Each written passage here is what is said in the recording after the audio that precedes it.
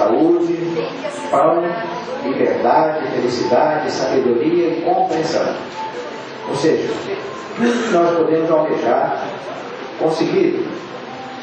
Se falarmos, por exemplo, compreensão realmente é algo extremamente transcendental. Para tudo nós necessitamos. Compreensão, uma das virtudes do tempo. Então, quando nós pedimos compreensão, nós estamos pedindo algo para a nossa consciência, porque é a consciência que compreende, não é a mente. E por isso estamos dizendo que a gnose não é para a mente, é para a consciência, é para o coração. Então nós vimos aí como surgiu, tudo isso que hoje nós podemos ver aqui já mais bem acabado, já em outro nível. Então foi assim que aconteceu. E a gente vê também que nada surge de graça. Muito trabalho, suor, sangue, para que isso realmente estivesse assim hoje. Então eu vejo aqui também esse aspecto para que a gente possa compreender que tudo, quando a gente vê pronto, muitas vezes a gente não imagina o que tem atrás, o que tem por baixo. Sempre tem um preço, um custo. E o mestre Latimer dizia: você quer saber o que custa construir um templo? Construa um templo. Porque nessa fase de construção muita coisa acontece, visível e invisivelmente. E muita coisa que são coisas invisíveis. Só aquele que está ali construindo, trabalhando e sente. Mas são coisas que fazem parte do processo, são necessárias e fazem parte do processo. Então, para concluir essa apresentação aqui, dessa comemoração que estamos fazendo dos 15 anos que começou essa construção do Templo Mori, eu analisava o que é que eu devo fazer, escolhendo um tema, e eu cheguei à conclusão que o melhor que poderia fazer, e mais dentro do contexto, para que todos pudessem, já que nós vimos todo o processo de construção, para que a gente pudesse estar mais integrados com esse momento que ocorreu há 15 anos atrás. Eu achei que era mais apropriado, encaixaria melhor eu ler nesse momento o sermão que o venerável mestre Latimer deu durante a missa de consagração. Então nós vamos ler os sermões que ele as palavras que ele falou, justamente como concluindo o ato de consagração, e nós também concluindo aqui essa apresentação comemorativa desses 15 anos.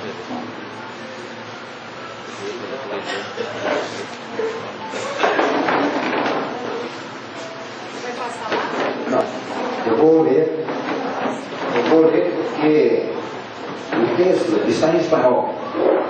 Então nós vamos projetar, mas projetar em espanhol, eu acho que é melhor eu ler.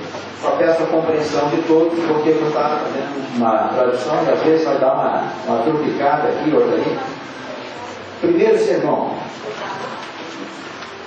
Mestre, ele dizia, no primeiro sermão: sendo irmão, tudo que lhe resta, vou dizer, só seria fazer uma recomendação a todos, para que nos façamos dignos, para que nos façamos merecedores de estarmos frente à humanidade, a ensinar-lhes a mensagem, e frente ao altar a pedir ajuda. Esta tarde comentávamos com um grupo de irmãos a situação de chegar a formar um santuário, e que não tem gente preparada para entregar. São ruas sem saídas. Se nós não temos outro horizonte e nos valemos da magia e da ajuda dos amados mestres, é necessário que os missionários ou os dirigentes que se dão a essas condições cheguem a esses irmãos que vão estar na frente de um Eliseu e que não se lhes dê a preparação necessária como para crescer no apostolado do sacerdócio. O levem ao altar, se ajoelhem e fazem exorcismos e lhes pedem aos deuses da terra, da água, do fogo, do ar e do éter que o ajudem, que o protejam e posteriormente invocam ao Sacratíssimo Espírito Santo a sabedoria do Espírito Santo, o amor do Espírito Santo e a força dele para que essa pessoa seja assistida e ao menos dê uma boa imagem e um bom comportamento no altar, no santuário. Ele está falando justamente do ritual de consagração de um sacerdote. Então abre o inicial, no santuário, e se consagra a pessoa. E muitas vezes ele dizia que a pessoa não está preparada. Então tem que receber toda essa ajuda que é pedida nesse ritual. Tem que apelar para a ajuda das divindades, para que nós possamos ter o espaço e ter os missionários desocupados, para que não seja um missionário dirigindo o santuário e a mensagem sendo pregada. Ou seja, que missionários se dediquem a levar a mensagem. Ele dizia que o missionário, muitas vezes, ele fica com sua ação missional limitada, porque ele fica como o responsável pelo missão. Uma preocupação que temos tido faz muito tempo pelos sacerdotes impreparados que não dão a nota, que não têm nenhuma vocação para aquilo. Então, irmãos, a seguir, vamos estar a toda hora e momento integrando-nos com a divina graça para ter condições esses irmãos possam manter ao menos os ofícios litúrgicos de um santuário, onde não há outra pessoa mais capacitada. Queridos irmãos, temos visto nesse recorrido minhas horas de reflexão, minhas horas de análise, sempre as tenho querido utilizar para ver a geografia do planeta, como é deste país, Brasil. No Brasil, há uma força que flutua sobre o ambiente do Brasil, sumamente positiva, muito boa para a difusão do ensinamento. Portanto, despedimos aos irmãos missionários que se lancem como tem sido feito, cada dia intensificando mais esse trabalho para levar a mensagem crística a todo mundo. Não se ponham vocês a ligar-se com grupos de nenhuma natureza. Se eles vêm a nós, bem-vindos, mas nós não vamos a eles, no sentido institucional, porque queremos manter-nos afastados de qualquer conflito que nos possa danificar a egrégora que se está formando a nível internacional. Repetiremos, não me cansarei de repetir, aquelas cátedras tão extraordinárias de nosso Cabir, Jesus, quando dizia: perdoa-lhes, porque não sabem o que fazem. Todas as pessoas que se lançam contra nós, tanto externos como internos, a querer fazer naufragar esse barco em que se está resgatando a um povo, verdadeiramente não tem consciência nem sequer da parte mais elemental do trabalho que tem que ser fazer nessa época. Pode ser que tenham grupos de milhares de pessoas, mas no exército, quanto mais grande seja e esteja desorganizado, mais perigoso é. Nós podemos que não logremos ter o exército tão grande, mas queremos ordem e disciplina. Com essas condições se triplica a força de cada um desses irmãos. Um soldado indisciplinado vale, ou melhor, um soldado disciplinado vale por 10 indisciplinados. Assim que a meta nossa é a restauração de nossa sagrada instituição. Perdoa-os, Pai, porque não sabem o que fazem. Conhecem a mensagem, mas não sabem viver. Conheceram o mestre Samael, porém não o entenderam.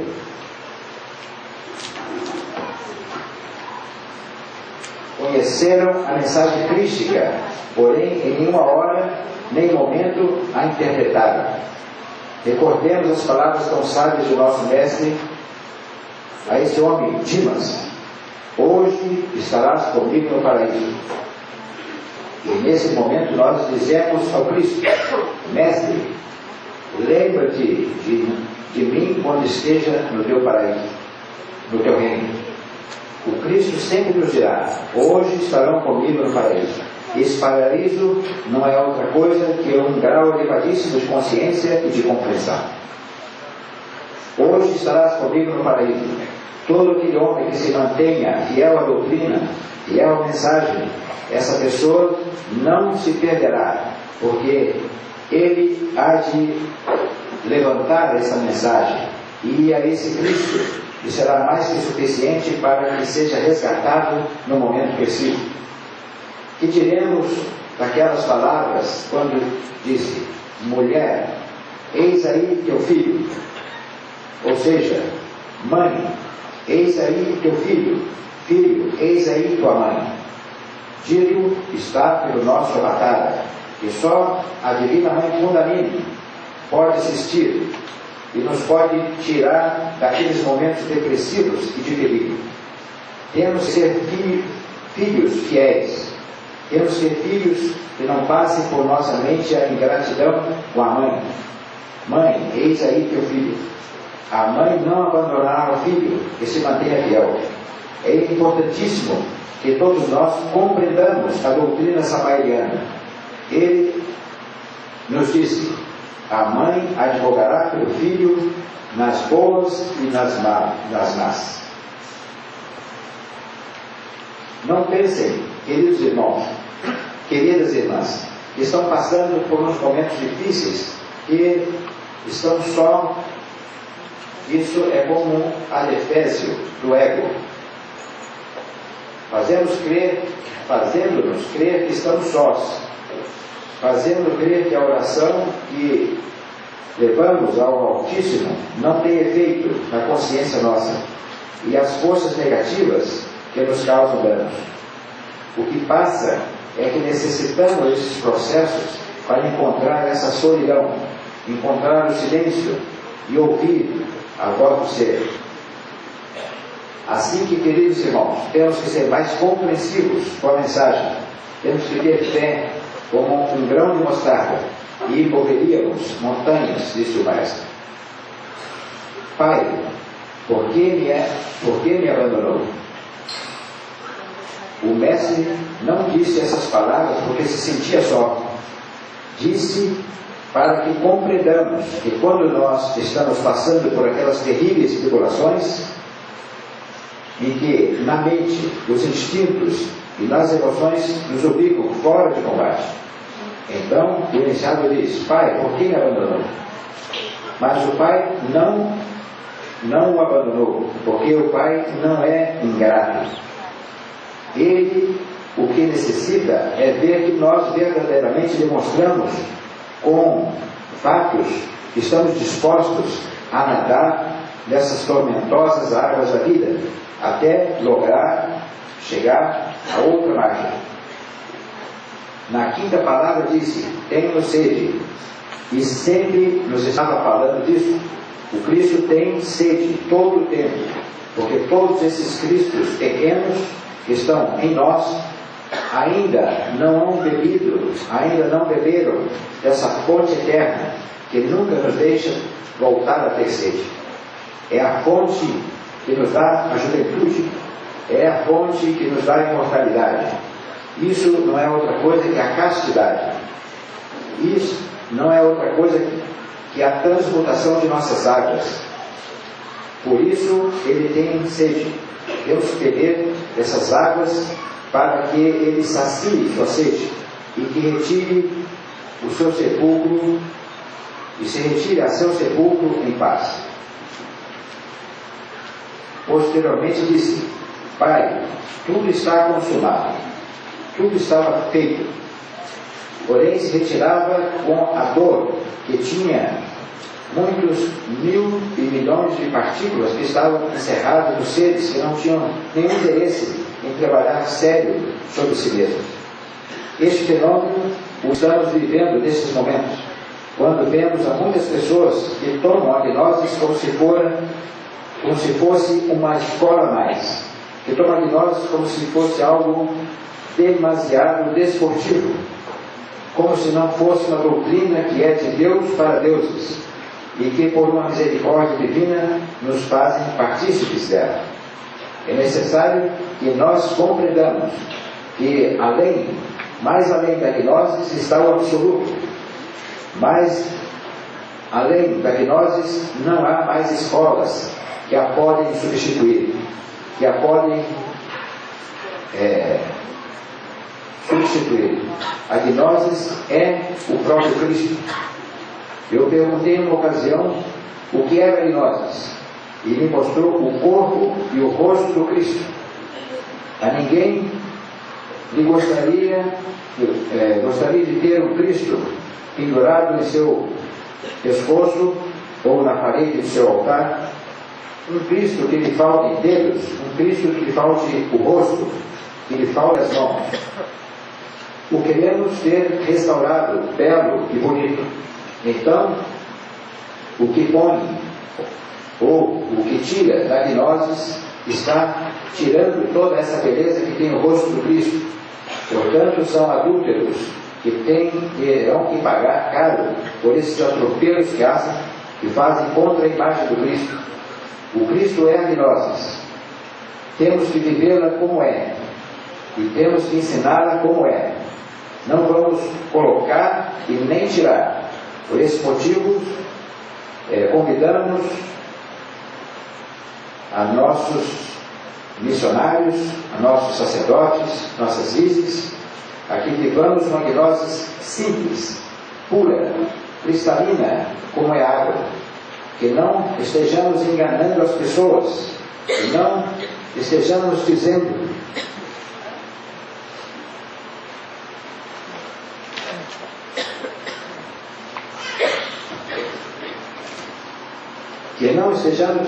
mentiras às pessoas, que não estejamos trazendo pessoas a gnose iludidos com poderes, porque isso é uma falsidade.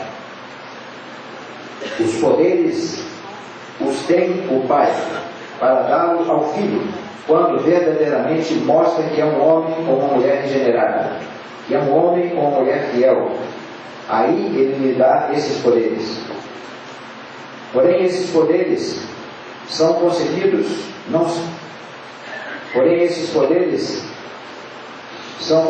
por aí, pelo correio, em escolas baratas. Esses poderes os dá o diabo e não o necessitamos. Se os deixamos a ele, porque não somos típidos de sua condição. Assim que, queridos irmãos, queridas irmãs, estamos para salvar a alma, não para fazer reinados na terra.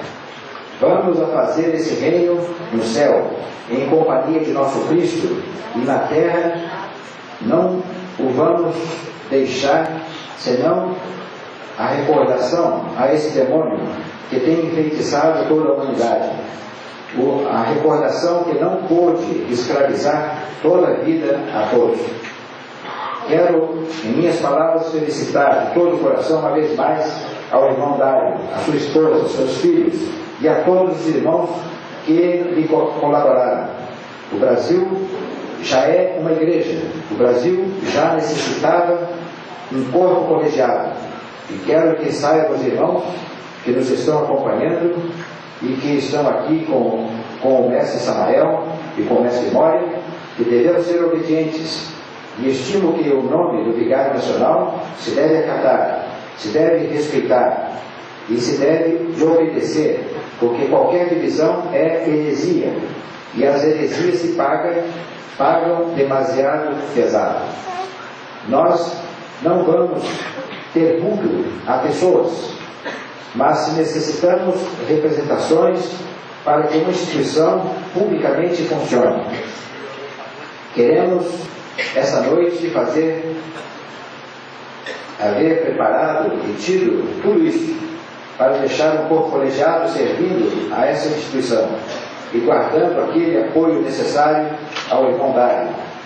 Já chegará o momento, porém, lhes peço que por Deus e pelo mais sagrado que essa santa doutrina, que não deixemos de que nos deixemos de personalismos, que deixemos de crer que o que estamos pensando é a verdade.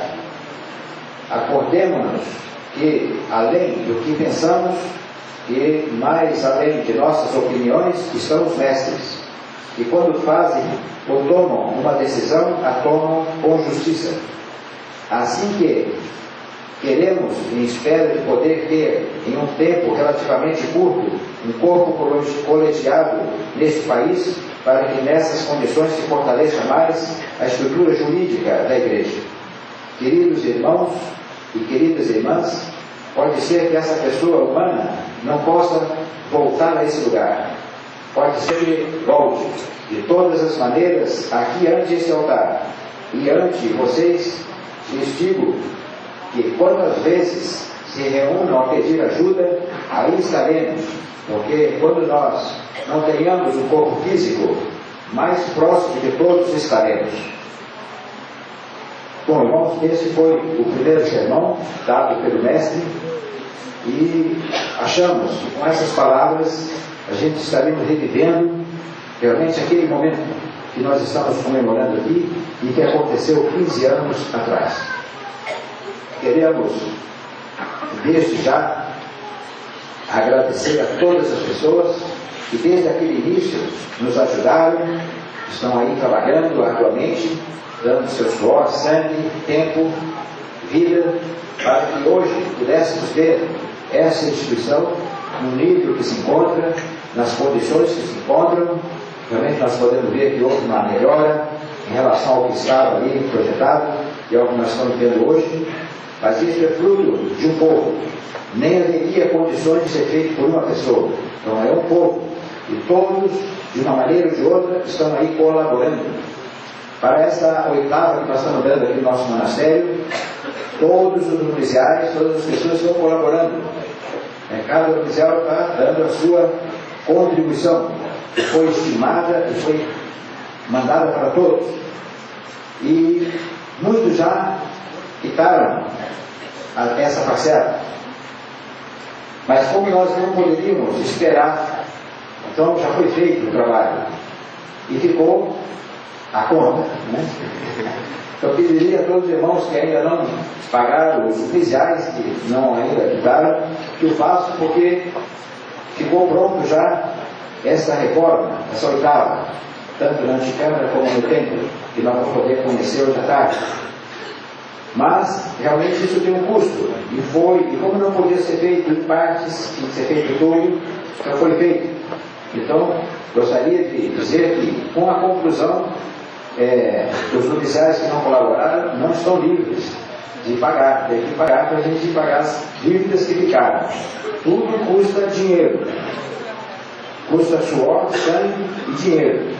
Então nós temos que realmente compreender isso, porque realmente é uma realidade e que nós não podemos querer ignorar essa parte, né? Então é algo real e estamos aí já lembrando que todos nós, como eu dizia, isso é obra de um povo, né? E essa é a forma que o povo, de uma maneira geral, pode colaborar, pode possibilitar. Mas é necessário que tenha pessoas que peguem direto, né? Que peguem aí na picareta, peguem na pá, no pincel, façam o trabalho. Mas outros que não têm essa possibilidade podem ajudar também participando para que haja as condições para se fazer essas reformas, essas oitavas. De modo que estamos infinitamente agradecidos a todos que participaram e aqueles que vão participar também, né?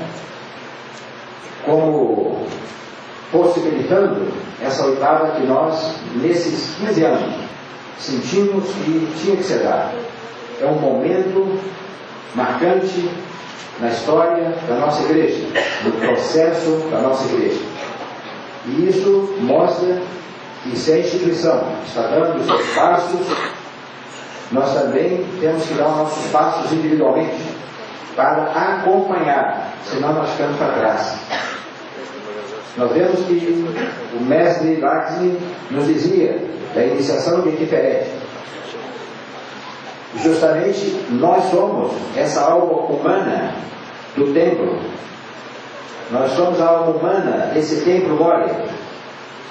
Já que sua alma espiritual, temos aí o mestre Moria, o Cristo, mestre Laxmi, mestre Samael, como expressão desse Cristo. Mas existe uma alma humana, que somos nós, aqueles que frequentamos, que assistimos e que fazemos com que o templo possa funcionar, possa ter vida aqui no mundo físico. Então essa alma humana, ela tem que estar forte, cada vez mais forte. E para que essa alma humana esteja forte, ela tem que acompanhar o processo de crescimento e desenvolvimento do templo. Senão a alma humana fica para trás, não pode, porque a alma humana é que dá essa força ao templo. Então agradeço uma vez mais a todos por essa grande ajuda, por integrarem essa alma humana que está aí levando o templo Moria aos níveis que devem ser levados em conta e que ele, nesse processo, está vivendo. E que todos nós também estamos vivendo na nossa obra individual. Então, o exterior é o reflexo do interior. Não podemos esquecer isso. Então, nós vemos que está sendo dado uma oitava no nosso templo, na sua parte física, como consequência do seu processo espiritual, porque são duas almas, uma alma espiritual e uma alma humana. Então, essas duas almas têm que ir juntas, né? Porque uma alma que está nos mundos superiores e uma alma que está aqui embaixo, que somos nós. Essa alma que está embaixo, ela tem que subir, e essa alma que está lá em cima tem que descer, para que se dê nesse momento, esse encontro, num ponto matemático, esse triunfo do Cristo interno de cada um de nós. Queremos nesse momento passar a palavra para o nosso irmão Arnaldo, nosso embaixador junto ao FEI, para que ele também dê a sua mensagem.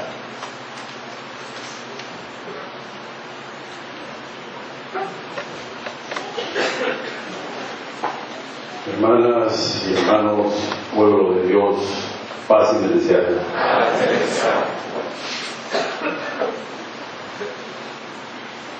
Todo gnóstico tiene que hablar de un lugar para poder llegar a los dioses, y ese lugar es nuestro corazón. Quiero saludar desde ese lugar donde vive el Cristo en cada uno de nosotros al venerable maestro Samael, al venerable maestro Laxmi Daimon, al maestro Morian, a estos seres que nos acompañan el día de hoy con su cuerpo físico, dando testimonio de la verdad, a nuestro amado maestro Aarón, a nuestra venerable maestra Sardis, al director de la Santa Iglesia Gnóstica Cristiana Universal Samael Andor de Brasil, a su esposa, a sus hijos, al cuerpo colegiado que lo acompaña, ese cuerpo que sustenta ese soporte, valga la redundancia, del momento, que es la directiva nacional, esos obispos, sacerdotes, misioneros y el pueblo de Dios que se